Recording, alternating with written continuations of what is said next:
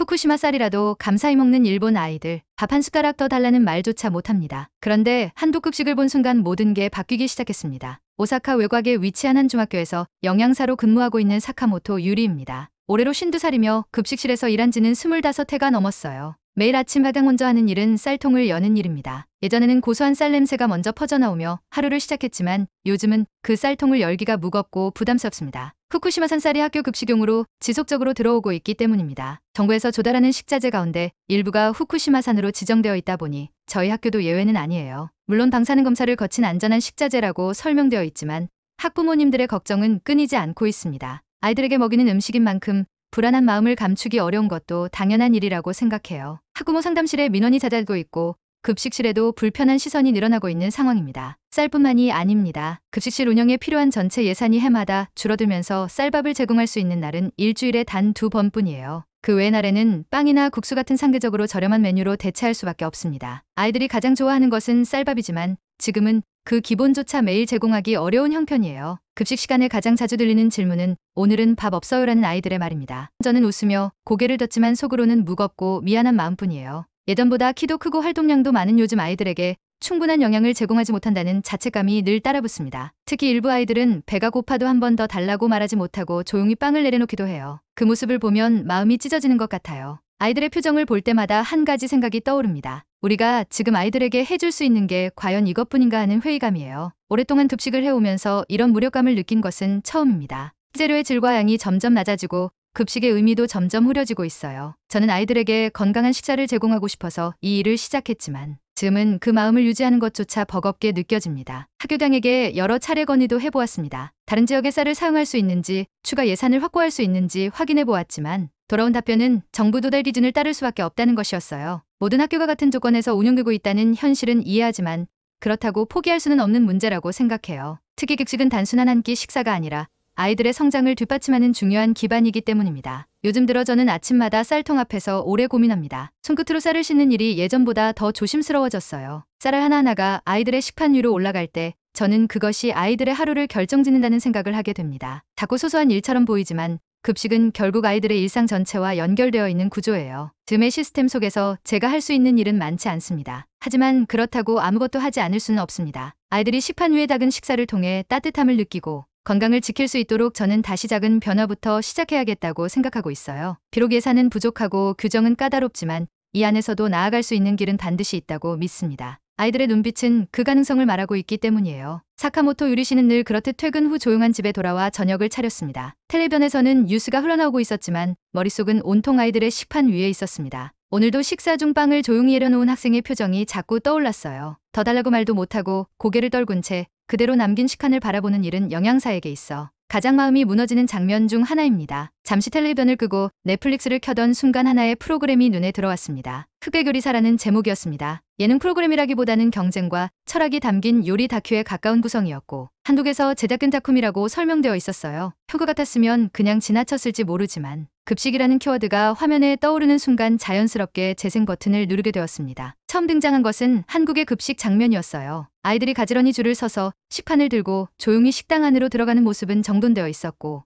식판 위에는 밥, 국반찬 그리고 과일까지 균형 있게 담겨 있었어요. 카메라는 조리실을 비추었고 위생복을 입은 조리사들이 각자의 위치에서 정확하게 손질된 재료를 다듬고 조리하고 있었습니다. 그 모습은 마치 전문 식당과 같았고 아이들을 위한 식사라고 보기엔 너무나도 정성이 가득해 보였습니다. 특히 한 장면이 깊이 기억에 남았습니다. 아이들이 식판을 들고 셀프바 앞에서 밥을 스스로 덜어가는 장면이었어요. 원하는 만큼 덜 수 있지만 남기지 않는다는 원칙 아래 자율적인 선택이 가능하다는 설명이 이어졌습니다. 밥을 원하는 만큼 먹을 수 있다는 것. 사카모토 씨는 그 장면을 보며 일본의 현실이 떠올랐습니다. 쌀밥은 주 2회로 제한되어 있고 아이들은 한 공기 이상 받을 수 없으며 후쿠시마산 쌀에 대한 걱정을 안고 있는 상황. 그 간극이 너무나 선명하게 다가왔습니다. 이어서 등장한 장면은 요리사들이 한국 학교 급식 메뉴를 재해석하는 파트였어요. 삼계탕, 비빔밥, 콩나물국, 도토리 묵무침 같은 메뉴가 심사위원 앞에 차려지고 그 음식에 담긴 배경과 의미가 평가되었습니다. 단순한 요리가 아니라 교육의 도구로 기능한다는 설명은 사카모토 씨에게 충격으로 다가왔습니다. 일본에서 급식은 늘 예산에 따라 줄고 조정되는 대상이었지 아이들을 위한 교육적 가치로 다뤄지지는 않았기 때문입니다. 프로그램의 마지막에는 실제 한국 영양사가 인터뷰를 했습니다. 그들은 급식을 아이들의 인격 형성과 식습관 교육의 중요한 수단으로 보고 있으며 지역 농산물을 우선 사용하고 식재료의 원산지를 공개하며 식품 안전성도 철저히 관리한다고 했습니다. 방송이 끝났을 때 사카모토 씨는 깊은 침묵 속에 잠겨 있었습니다. 자신이 알고 있었던 급식이라는 개념이 완전히 새롭게 다가왔기 때문이죠. 그날 밤 그녀는 처음으로 인터넷 검색창에 한국 학교 급식이라는 단어를 입력해 보았습니다. 서울시 교육청 급식 자료부터 실제 영양사들이 운영하는 블로그까지 다양한 정보가 쏟아졌고 대부분이 체계적이고 투명하게 격리되어 있었어요. 초등학교부터 고등학교까지 무상급식을 시행한다는 문장을 보며 한참 동안 화면을 응시했습니다. 사카모토 씨는 노트를 꺼내 몇 가지 단어를 적어보기 시작했습니다. 무상급식 영양균형 식생활교육, 지역농산물 자율배식 아이들의 웃음. 무엇이 지금 자신에게 필요한지를 스스로 정리해보기 위해서였어요. 지금 당장 모든 것을 바꾸는 것은 어렵겠지만 그렇다고 아무것도 하지 않는 것은 더욱 어렵다고 느꼈습니다. 그날 밤 사카모토 씨는 노트북을 켜고 한국의 급식 정책 자료를 하나씩 저장하기 시작했습니다. 작은 의문에서 시작된 그 움직임은 어쩌면 그녀에게 가장 중요한 변화의 첫걸음이었는지도 모르겠습니다. 사카모토 유리 씨는 며칠 전 시청한 프로그램 흑백요리사의 장면들을 잊을 수 없었습니다. 판 위에 가득 담긴 삼계탕과 반찬들 아이들이 웃으며 식사하는 모습, 조리실에서 분주하게 움직이는 영양사들의 손길은 여전히 눈앞에 생생하게 떠오르고 있었어요. 한국의 급식 시스템은 단순한 한 끼 제공이 아닌 교육의 한 부분으로 작동하고 있다는 점이 인상적이었습니다. 이후 그녀는 한국의 무상급식 관련 자료를 찾아보고 학교 운영 방식에 대해 하나씩 알아가기 시작했어요. 그러던 어느 날 사카모토 씨는 교장실로 호출을 받았습니다. 오사카 교육위원회와 자매 교육기관인 서울시 교육청 간 교류 프로그램이 재개되면서 한국의 급식 현장을 견학할 참가자를 각 학교에서 한 명씩 추천받고 있다는 소식이 전달된 것이었어요. 급식 현장 담당자로서 직접 한국 학교를 방문해보고 보고서를 제출하는 조건이었죠. 그 제안은 뜻밖이었지만 망설일 이유는 없었습니다. 머릿속에 남아있는 한국의 급식 장면들이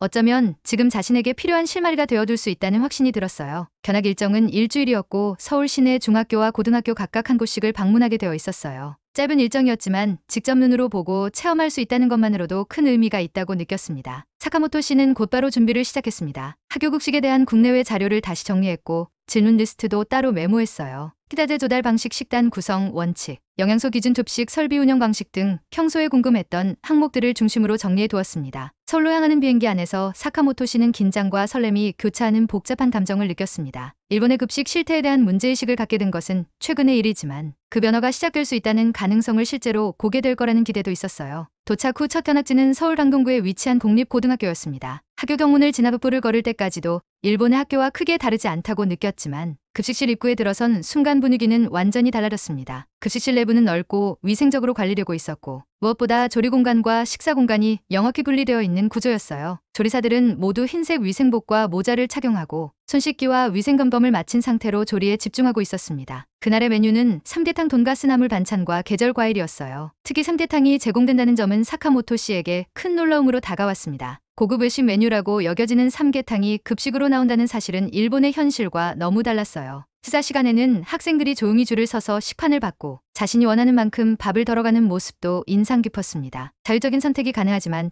음식은 남기지 않는다는 원칙이 자연스럽게 지켜지고 있었어요. 식사를 마친 학생들은 남김없이 식판을 덕리의 반환 구역에 놓고 조용히 교실로 돌아갔습니다. 그던 과정이 소란 없이 질서 있게 진행되고 있었고 그 모습 속에는 식사에 대한 존중과 책임이 함께 담겨 있었어요. 다음 날에는 서울 북부에 위치한 한 중학교를 방문했습니다. 고등학교와는 또 다른 방식으로 급식이 이루어지고 있었지만 기본적인 철학은 같았습니다. 학생들의 성장 한계에 맞춘 식단 구성, 국내산 식재료 위주의 조달 원칙, 다양한 메뉴 운영, 그리고 영양교육의 병행까지 모든 것이 체계적으로 이루어지고 있었어요. 영양카시에는 메뉴 기획표와 지역 농산물 사용 현황표가 벽면에 게시되어 있었고 식품 알레르기 유무와 식재료 원산지도 아이들이 쉽게 확인할 수 있도록 안내되어 있었습니다. 견학을 마친 사카모토 씨는 그날 밤 숙소에서 오랫동안 노트를 펼쳐 기록을 남겼습니다. 한국의 급식 시스템은 단순히 예산이 많아서 운영되는 것이 아니라 급식을 바라보는 인식 자체가 다르다는 점을 다시 한번 느꼈어요. 학교 측도 급식을 교육의 일부로 여기고 있었고 그에 따라 행정과 정책이 조율되고 있다는 점이 인상적이었습니다. 일본에서처럼 단가 중심의 운영이 아닌 가치 중심의 설계가 이루어지고 있다는 사실은 사카모토 씨의 오래된 고민에 명확한 해답을 주는 것 같았어요. 그녀는 아직 갈 길이 멀다는 것을 알고 있었습니다. 일본의 현실은 복잡하고 보수적이기 때문이죠. 그러나 작은 변화는 가능하다고 느꼈습니다. 사카모토 씨는 자신이 본 것들을 기록으로 남기고 학교로 돌아가 실현할 수 있는 방법을 고민해 보기로 했습니다. 한국의 급식실에서 본 따뜻한 풍경은 그녀의 내면에 새로운 불씨를 심어주었어요.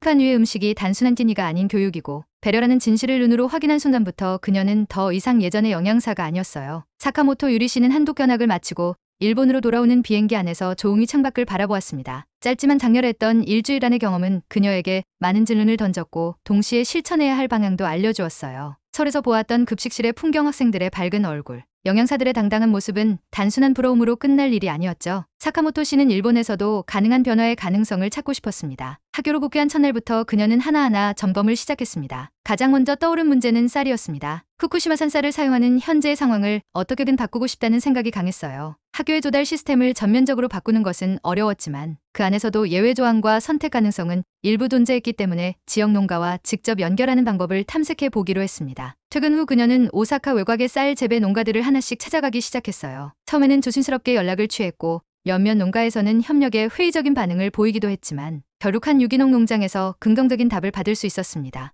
해당 농가는 지역 내 학교 급식에 관심이 있었고 학교와의 직거래도 가능하다고 답변했어요. 사카모토 씨는 이 농가와 소규모 계약을 시도하기로 결정했습니다. 예산이 허락하는 범위 내에서 일주일 중 2번 기존 조달 대신 이 농가에서 공급받은 쌀을 사용해 밥을 지어보는 시범 운영을 시작했어요. 첫날 아침 새로 도착한 쌀 포대를 열자 부드러운 쌀향이 급식실 안으로 퍼졌습니다. 그 향은 그녀가 한국에서 경험했던 쌀 냄새와 아주 비슷했어요. 조리사들도 향이 다르다며 놀라워했고 조심스럽게 첫밥 짓기에 들어갔습니다. 그날의 급식 메뉴는 흰쌀밥과 고등어 된장구이, 시금치, 나물 그리고 미소국이었어요. 특별할 것 없는 메뉴였지만 쌀의 변화만으로 급식실의 분위기는 미묘하게 달라졌습니다. 급식 시간이 되자 아이들이 식판을 들고 하나둘 줄을 섰습니다. 밥을 받은 첫 학생의 눈빛이 호기심에 가득 차 있었어요. 식사 도중 교실을 순회하던 사카모토 씨는 아이들이 밥을 남기지 않고 깔끔하게 비운 모습을 확인할 수 있었습니다. 한 아이는 손을 들고 오늘 밥이 평소보다 훨씬 맛있다고 말했고 사카모토 씨는 그 한마디에 가슴이 뜨거워졌어요. 작은 변화였지만 분명한 차이를 만들어낼 수 있다는 확신이 생긴 순간이었죠. 동시에 그녀는 메뉴 구성에도 변화를 시도하고 싶었습니다. 설에서 보았던 불고기 덮밥이나 떡국 기풍, 어묵조림 같은 메뉴들이 머릿속에서 떠나지 않았기 때문이에요. 다만 일본 식재료와 조리 환경에 맞게 변형해야 했기 때문에 조리사들과 여러 차례 상의를 거쳐야 했습니다. 우선적으로 테스트해 보기로 한 메뉴는 불고기풍 소스덮밥이었어요. 간장과 과일 베이스의 단맛을 조절하고 고기 양을 아이들 체중에 맞춰 분배하는 방식으로 레시피를 완성했습니다. 시험 운영 당일 사카모토 씨는 평소보다 일찍 출근해 주방을 정돈하고 재료 준비를 도왔습니다. 고기가 익어가며 퍼지는 향이 급식실을 가득 채웠고 조리사들도 기대 반 걱정 반의 표정으로 조리를 이어갔어요. 점심시간이 되자 학생들의 반응은 놀라웠습니다. 식판을 들고 다가오는 아이들의 표정은 분명 기대감이 가득했고 실제로 식사 후의 반응도 긍정적이었어요. 대부분의 아이들이 소스가 맛있다고 표현했고 일부 아이들은 평소보다 빠르게 식사를 마쳤습니다. 그날 이후 아이들의 반응을 정리해 학교장에게 보고서를 제출했습니다. 한국 견학에서 얻은 인사이트와 현재 학교 내에서 가능한 실천안을 함께 정리한 보고서였어요. 교장은 이 보고서를 진지하게 검토하겠다고 말하며 향후 운영 방향에 참고하겠다고 했습니다. 비록 모든 것이 바로 바뀌는 것은 아니지만 작은 실천이 이어지며 가능성을 보여주는 과정이 중요하다는 사실을 사카모토 씨는 깨닫고 있었습니다. 이제 그녀는 일주일 중 2번은 지역 농가 쌀로 밥을 짓고 있고 한 달에 1번은 새로운 메뉴를 시도하고 있어요.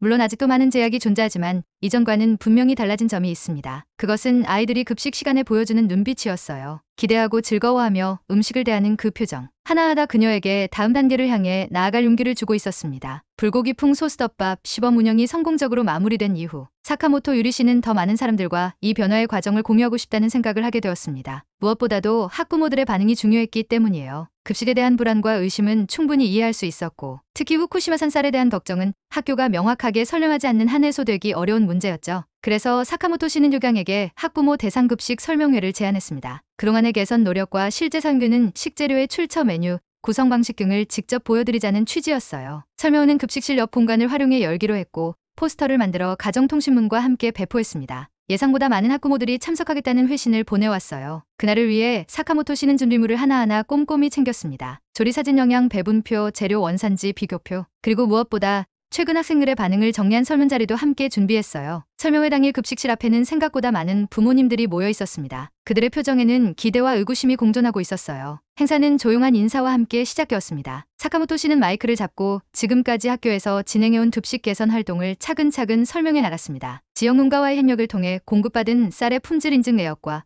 기존 조달 쌀과의 차이점을 시각 자료로 보여주었고 최근 시범 도입한 신메뉴에 대한 아이들의 만족도 결과도 함께 공유했습니다. 이어서 학부모들은 실제로 제공된 식단 사진과 식자재 목록을 눈으로 확인할 수 있었어요. 특히 한 학부모는 직접 일어나 자발적으로 의견을 전달해주기도 했습니다. 참석한 학부모 대부분은 지역 농산물 사용 확대와 밥 제공 횟수 증가에 대해 긍정적으로 반응했어요. 일부는 쌀 원산지에 대한 걱정을 드러냈지만 사카모토 씨가 농장 현장 방문 기록과 생산자 인터뷰를 함께 제공하자 분위기는 조금씩 누그러졌습니다. 중요한 건 숨기지 않고 솔직하게 설명하고 있다는 점이었죠. 이 설명회를 계기로 학부모들과 학교 사이의 신뢰가 조금씩 회복되기 시작했어요. 이후 일부 학부모는 자발적으로 급식 모니터링에 참여하고 싶다는 뜻을 밝혔고 월 1회 참관 프로그램을 만들어 보기로 결정했어요. 아이들의 반응도 더욱 활기를 띠기 시작했습니다. 메뉴가 다양해지고 쌀밥이 나오는 횟수가 늘어나면서 식사 시간이 기다려진다는 학생들이 많아졌어요. 특히 불고기 풍소스덮밥은 정식 메뉴로 편성되었고 아이들 사이에서 가장 인기 있는 급식 중 하나로 자리 잡았습니다. 밥을 남기는 아이들의 수는 눈에 띄게 줄었고 조리실에서 발생하는 잔발량도 과거보다 절반 가까이 줄어들었어요. 조리사들도 더 맛있게 먹어주는 아이들의 반응에 보람을 느끼며 메뉴 준비에 더 많은 애정을 쏟기 시작했어요. 사카모토 씨는 이 변화를 기록으로 남기기 시작했습니다. 일주일 단위로 식단 반응 보고서를 정리했고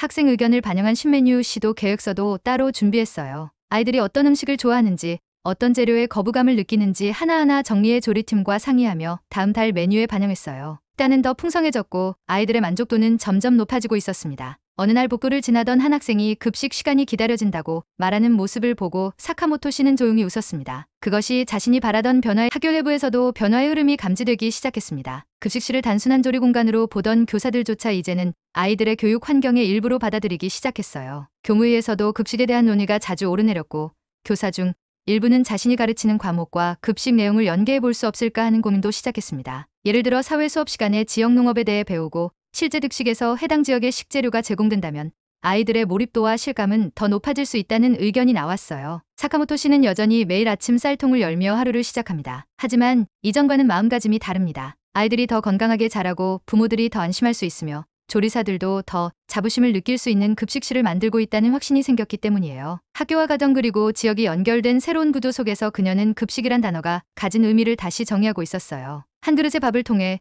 더 넓은 세상과 이어질 수 있다는 가능성을 확인하고 있었던 거예요. 사카모토 유리 씨가 시작한 변화는 분명 작은 진전을 보이고 있었습니다. 아이들은 이전보다 활기찬 표정으로 식판을 들었고 학부모들의 반응도 점차 긍정적으로 바뀌고 있었어요. 조리사들도 새롭게 시도되는 메뉴에 대해 흥미와 자부심을 느끼기 시작했습니다. 하지만 모든 사람이 같은 시선으로 이 변화를 받아들이는 것은 아니었어요. 언제나 그렇듯 변화에는 반발이 따르기 마련입니다. 먼저 일부 국가들 사이에서는 급식 개선 활동이 지나치게 과잉이라는 지적이 조심스럽게 나오기 시작했습니다. 수업과 관계없는 급식 문제의 행동력과 예산이 과도하게 집중되는 것이 아니냐는 우려였어요. 몇몇 국가들은 교무실에서 한국식 메뉴를 따라하는 것은 현실을 외면하는 일이라고 말하기도 했습니다. 그들은 일본의 전통 급식 시스템이 잘못된 것이 아니며 굳이 다른 나라의 방식을 따라야 할 이유가 없다고 주장했어요. 또한 행정실 측에서는 예산 운영과 관련된 압박을 드러내기 시작했습니다. 지역 농가와의 직접 계약이 장기적으로 유지될 수 있는지에 대한 의문이 있었고 도정비나 운송비 같은 부수적 비용 증가에 대한 회계 검토가 필요하다는 입장이었습니다. 더불어 일부 학부모는 한국산 레시피가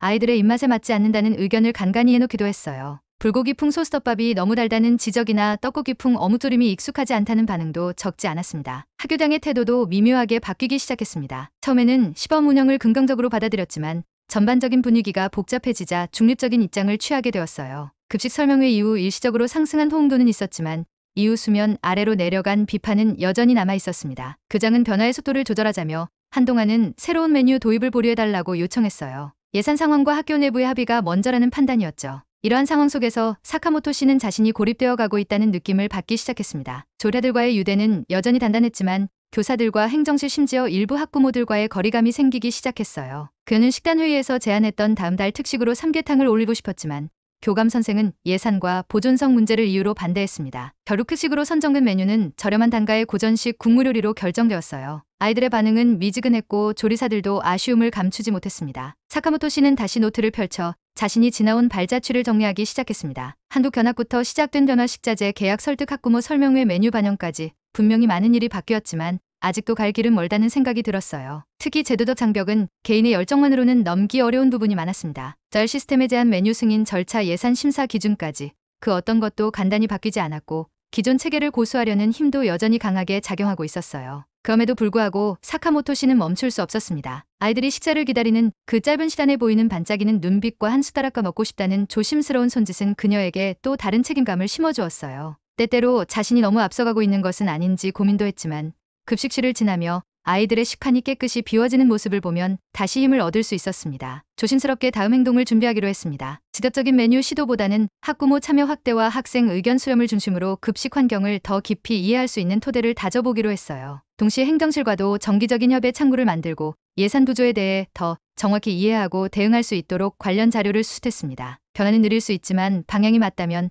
언젠가는 제도와 사람들의 생각을 움직일 수 있다는 믿음을 잃지 않기로 했습니다. 사카모토 씨는 매일 아침 조리사들과 함께 재료를 손질하며 다시 다짐합니다. 눈앞의 닭은 반발과 제약보다 더 멀리 보고 더 오래 준비해야 할 때라는 사실을요. 급식은 단지 한 끼 식사를 제공하는 것이 아니라 아이들의 성장과 학교 공동체를 연결하는 통로라고 믿고 있었습니다. 그녀는 지금 이 순간에도 조용히 그러나 분명하게 변화를 이어가고 있었습니다. 사카모토 유리 씨는 이전보다 조심스럽게 움직이고 있었어요. 변화의 속도가 빠르다는 이유로 보수적인 반발에 부딪혔고 시범 운영 중이던 신메뉴는 일부 보류되거나 축소되기도 했습니다. 하지만 그녀는 멈추지 않았습니다. 매일의 기록을 빠짐없이 남기고 학생들의 반응과 식단 결과를 숫자와 표로 정리하며 한 걸음 한 걸음 다음을 준비하고 있었어요. 그리고 그 노력은 어느 날 예상하지 못한 곳에서 반응을 불러일으켰습니다. 오사카 교육위원회에서 실시한 학교 급식 운영 개선 우수 사례 공모전에서 그녀가 제출한 보고서가 심사 대상에 올랐다는 연락이 온 것이었어요. 보고서의 제목은 지역 농가와의 협력을 통한 급식 질 향상 방안이었고 한국 견학 이후의 변화와 그에 따른 결과를 담은 자료였습니다. 보고서에는 기존 식자재 조달 방식과의 차이점, 메뉴 반응의 변화, 학생들의 만족도, 통계까지 상세히 정리되어 있었고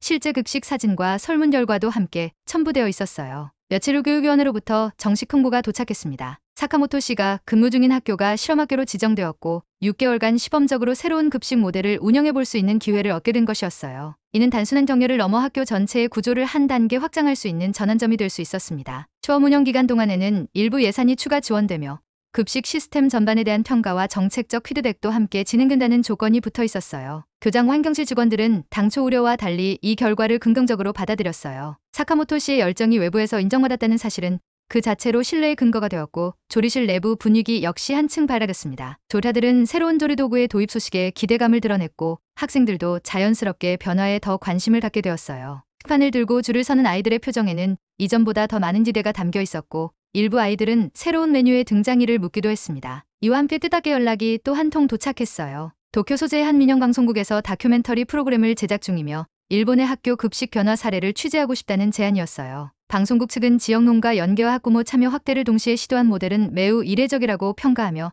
실제 촬영을 원했습니다. 촬영 일정은 식사 준비 과정부터 학생들의 식사 모습 설문조사 인터뷰까지 모두 포함되었고 사카모토 씨는 다소 부담스러웠지만 학교와 상의 끝에 이를 수락하기로 했습니다. 촬영 당일 아침 급식실은 분주했어요. 방송 카메라는 조리실 한쪽 구석에 설치되었고 평소와 다름없는 조리 과정이 차분히 담기기 시작했어요. 이날의 메뉴는 지역 농가에서 공수한 쌀로 지은 흰밥과 불고기풍 가지조림 계절 나물과 미소국이었어요. 학생들이 식판을 들고 다가와 음식을 받는 모습은 긴장 속에서도 자연스러웠고 식사 중에도 카메라를 크게 의식하지 않는 분위기였어요. 방송 제작진은 아이들의 표정에서 진정성이 느껴진다고 말하며 촬영을 이어갔습니다. 식사를 마친 뒤 이어진 인터뷰에서 사카모토 씨는 자신이 왜 이 일을 시작하게 되었는지, 어떤 마음으로 매일의 급식을 준비하는지 차분히 설명했습니다. 그는 급식이 단순히 배를 채우는 일이 아니라 아이들의 하루를 책임지는 중요한 시간이며 이 시간을 통해 아이들이 음식의 소중함을 느끼고 건강하게 자랄 수 있도록 돕는 것이 자신의 역할이라고 말했어요. 그 말은 현장에 있던 촬영팀은 물론 교장과 교사들에게도 깊은 인상을 남겼습니다. 방송이 방영된 이후 학교에는 다양한 지역의 영양사와 교사들로부터 연락이 오기 시작했어요. 급식을 어떻게 변화시켰는지, 지역 농가와 계약은 어떻게 이루어졌는지, 학부모 설명회는 어떤 방식으로 진행했는지에 대한 구체적인 질문들이었어요. 일부 학교는 현장 견학을 요청하기도 했고 어떤 학교는 동일한 모델을 소규모로 시도해보고 싶다는 뜻을 밝히기도 했습니다. 그 모든 피드백은 사카모토 씨에게 단순한 성과가 아닌 더 넓은 연대의 시작으로 느껴졌습니다. 그녀는 여전히 급식실에서 조리사들과 함께 하루를 시작합니다. 아이들의 이름을 하나하나 기억하고 어떤 음식을 좋아하는지 유심히 살펴보며 새로운 메뉴를 구상하고 있습니다. 작은 급식실에서 시작된 변화는 이제 학교를 넘어 지역과 교육기관으로 확산되고 있어요. 사카모토 씨는 말합니다. 모든 변화는 결국 아이들의 식판 위에서 시작된다고요. 그 식판이 단단하고 따뜻하게 채워질 때 아이들의 하루도 더 건강하게 빛날 수 있다고 믿고 있었습니다. 지역방송을 통해 오사카 외곽 한 중학교의 급식 변화 사례가 소개된 이후 전국 각지에서 관심이 쏟아지기 시작했습니다. 학교는 각 지역교육청과 다른 중학교 영양사들의 문의가 잇따랐고 일부 학교에서는 현장 견학을 희망하는 연락도 이어졌어요. 사카모토 유리 씨는 매일 들어오는 메일과 전화를 정리하는 것만으로도 아침을 바쁘게 시작해야 했습니다. 그녀가 해낸 일은 거창하거나 대단한 개혁은 아니었지만 한 사람의 노력과 신념이 어떻게 교육 현장을 바꾸고 있는지를 보여주는 실질적인 사례로 받아들여졌습니다. 교육위원회는 이러한 흐름을 제도적으로 확강할 수 있는 가능성에 주목했고 급식 혁신을 위한 실험학교 확대 계획을 수립하기 시작했어요. 기존의 시범학교 10곳에서 30곳으로 확대되고 운영기간도 6개월에서 1년으로 늘어났습니다. 더불어 일부 학교에는 추가적인 급식 예산과 함께 지역 농가와 연계할 수 있는 행정지원이 제공되기 시작했어요. 이는 그동안 단순한 공급 위주의 조달 구조에 익숙했던 교육인강의 새로운 방식의 도입 가능성을 열어주는 중요한 계기였어요. 사카모토 씨는 자문위원 자격으로 급식 혁신 정책 워크숍에도 초대받았습니다. 그녀는 자신이 진행해온 과정을 솔직하게 공유했고 다른 영양사들과 행정 담당자들이 겪는 현실적인 문제에 대해서도 공감하며 의견을 나누었어요. 워크숍 자리에서는 한국의 무상급식 정책을 참고해 일본 내에서도 점진적인 변화가 가능하다는 논의가 이어졌고 일부 지방자치단체는 관련 조례 개정을 준비하기 시작했습니다. 실제로 교토와 나가노 일부 지역에서는 후쿠시마산 쌀에 대한 대체 공급을 검토하고 있었고 오이타현에서는 지역 농산물 우선 공급 조례안을 상정했습니다. 이런 변화는 현장에도 영향을 미쳤습니다. 사카모토 씨의 학교는 이제 주 3회 지역 농가에서 공급받은 쌀로 밥을 짓고 있었고 기존보다 더 다양한 식단 구성이 가능해졌습니다. 계절에 맞는 식재료를 조달해 사용하는 구조가 안정적으로 운영되면서 식단의 질도 눈에 띄게 개선되었어요. 불고기 풍소스덮밥과 떡조림 같은 한독식 응용 메뉴는 이제 고정 메뉴로 자리 잡았고 학생들은 다음 주에 어떤 특식이 나올지 기대하며 급식 시간을 기다리고 있었어요. 학부모들의 반응도 확연히 달라졌습니다. 초기에는 식자재 원산지나 한독식 메뉴에 대한 걱정이 있었지만 지금은 급식이 집보다 더 영양가 있다는 평가까지 나오고 있었어요. 일부 학부모는 자발적으로 급식 모니터링안에 참여하며 조리 과정을 참관하고 개선 제안을 내기도 했고 학교는 이들의 의견을 수렴해 작은 개선을 지속하고 있습니다. 조리사들도 적극적으로 변화에 동참하고 있었어요. 새로운 메뉴에 도전할 때마다 레시피를 함께 연구했고 요리 실습을 통해 조리법을 숙련해 나갔습니다. 예전에는 반복적인 작업에 지쳐 있었던 조리사들이 이제는 메뉴 개발에 대한 자부심과 아이들의 반응을 직접 체감하는 즐거움 속에서 일하고 있었어요. 조리실 내부에는 최근 학생들에게 인기가 높았던 메뉴들의 사진과 간단한 레시피가 붙어 있었고 이는 방문객들에게 학교의 급식 문화가 단순히 제공되는 음식이 아닌 교육과 감동의 도구로 작동하고 있음을 보여주는 장면이 되었습니다. 학생들은 이 변화를 가장 빠르게 체감하는 존재였습니다. 뚜껑 위에 놓인 음식 하나하나가 정성과 고민의 결과라는 것을 알게 되면서 식사 시간의 의미가 바뀌기 시작했어요. 어떤 학생은 점심시간에 나누는 대화 중 급식이 좋아서 학교가 더 재미있다고 표현했고 또 어떤 학생은 영양사 선생님이 정성 들인 음식을 남기지 않고 먹겠다는 다짐을 하기도 했습니다. 그닥고 조용한 변화들이 모여 학교 전체의 분위기를 달라지게 만들고 있었어요. 사카모토 씨는 여전히 이 변화가 완성된 것이 아니라고 생각합니다. 단지 하나의 시범 사례로 끝나지 않기 위해서는 지속적인 정책적 뒷받침과 각 학교의 자율적 노력 모두가 함께 이루어져야 한다는 것을 누구보다 잘 알고 있었어요. 그렇기 때문에 그녀는 정책 제안서를 작성하고 전국급식 네트워크 구성에도 참여하고 있습니다. 급식은 단순한 행정 항목이 아니라 아이들의 건강한 삶과 직결되는 교육의 핵심 요소라는 점을 더 많은 사람에게 알리고 싶었기 때문이죠. 이제 학교 급식은 과거의 틀에서 벗어나 새로운 방향을 향해 움직이고 있어요. 사카모토 씨는 조용하지만 분명한 걸음으로 그 변화의 중심을 지켜가고 그리고 그녀의 식판 위에서는 오늘도 아이들을 위한 따뜻한 한 끼가 정성껏 준비되고 있습니다. 사카모토 유리 씨가 작은 쌀 한 톨에서 시작한 변화는 이제 단순한 학교 차원을 넘어서 교육 제도와 지역 사회의 흐름까지 바꾸는 계기가 되고 있었습니다. 한 명의 영양사로서 조용히 시작했던 실천은 여러 학교로 번졌고 교육위원회의 정책 방향에 영향을 주었으며 학부모와 조리사 심지어 학생들의 인식에까지 변화를 일으켰어요. 그녀의 이력은 사람들에게 급식이 단순히 먹는 행위가 아니라 함께 살아가는 법을 배우는 교육이라는 것을 알게 해주었습니다. 이제 그녀가 근무하는 학교에서는 주 4회 이상 지역 농가에서 공급받은 쌀로 밥을 짓고 있으며 한 달에 2번은 특식으로 구성된 메뉴가 제공되고 있어요. 학생들은 점심시간이 되기 전부터 오늘 어떤 메뉴가 나올지 기대에 찬 표정을 짓고 식판을 들고 줄을 서며 친구들과 조용히 이야기를 나눕니다. 조리사들은 아이들이 좋아하는 메뉴를 더 맛있게 만들기 위해 끊임없이 조리법을 연구하고 있으며 교사들도 급식과 관련된 교육 자료를 수업에 자연스럽게 연계해 활용하고 있어요. 특히 눈에 띄는 변화는 학생들 사이에서 음식에 대한 태도가 달라졌다는 점입니다. 과거에는 음식을 남기거나 대충 먹는 경우가 많았지만 지금은 남기지 않으려는 노력이 보이고 급식을 준비해주는 사람들에게 감사의 마음을 표현하는 학생들도 늘고 있어요. 급식 시간 이후에 조용히 다가와 밥이 정말 맛있었다고 말하거나 식판을 반납하며 고개를 숙이는 아이들의 모습은 이 변화가 단지 메뉴 구성만의 변화가 아님을 보여주는 증거였습니다. 사카모토 씨는 이 모든 과정을 기록으로 남기고 있었어요. 사진 메뉴표, 설문자료, 지역 농가와의 교신 내용까지 하나하나 정리해 닫은 책자로 엮고 있었고 그 기록은 곧 일본 전국 학교 급식 개선 프로젝트의 참고 자료로 활용될 예정이었습니다. 그녀는 최근 교육위원회의 요청으로 전국 영양사 대상 강연회에 초청받았고 그 자리에서 이렇게 말했습니다. 급식이란 아이들의 하루를 책임지는 것이고 그 하루가 모여 건강한 사회를 만들어가는 초석이 됩니다. 이러한 움직임은 학부모 세대의 태도도 바꾸기 시작했습니다. 이전에는 급식이 부족하거나 안전하지 않을까 하는 불안이 많았지만 지금은 학교와 함께 식생활을 고민하는 공동체로서의 인식이 형성되고 있어요. 일부 학부모는 직접 농장을 방문해 식재료가 어떻게 재배되는지를 확인하고 자녀와 함께 식단표를 보며 음식에 대해 대화를 나누는 시간이 늘고 있다고 말했습니다. 아이의 입으로 들어가는 음식 하나에 모두가 함께 책임지고 있다는 연대의식이 생겨난 것이죠. 지역농가의 역할도 더욱 확대되고 있어요. 사카모토 씨가 처음 계약했던 농가는 이제 인근 새 학교에 쌀을 공급하고 있으며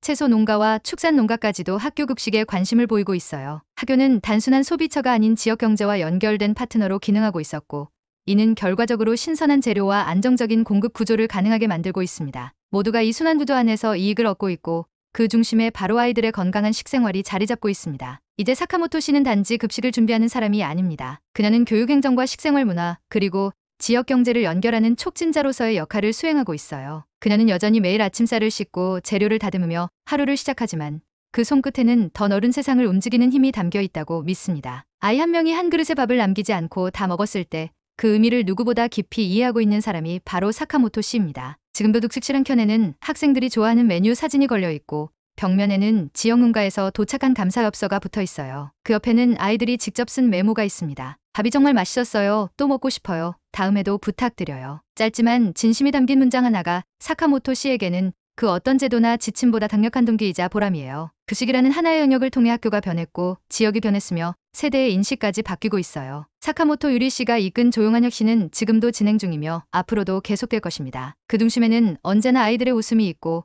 오늘도 그들을 위한 따뜻한 한 끼가 정성스럽게 준비되고 있습니다. 오늘도 급식실 안에서는 누군가의 정성과 신념이 담긴 한 끼가 조용히 준비되고 있습니다. 밥 한 공기 반찬 한 접시를 통해 아이들의 하루가 달라지고 있고 그 변화를 만들어가는 이들의 마음은 학교 넘어 사회 전체를 조금씩 움직이고 있어요. 단단한 시스템보다 더 단단한 건 사람의 의지라는 것을 우리는 이 조용한 이야기를 통해 다시 한번 깨닫게 됩니다. 따뜻한 밥처럼 마음을 데운 이 변화의 흐름이 앞으로 더 많은 곳으로 퍼져나가길 바랍니다. 여러분은 이 이야기를 보며 어떤 생각이 드셨나요? 학교 급식이 단순한 끼니를 넘어 교육이자 문화라는 사실에 공감하셨다면 여러분의 의견과 경험을 댓글로 나눠주세요. 여러분 한 사람 한 사람의 목소리가 더 나은 내일을 만드는 시작이 됩니다. 지금까지 감동의 방울방울이었습니다. 시청해주셔서 감사합니다.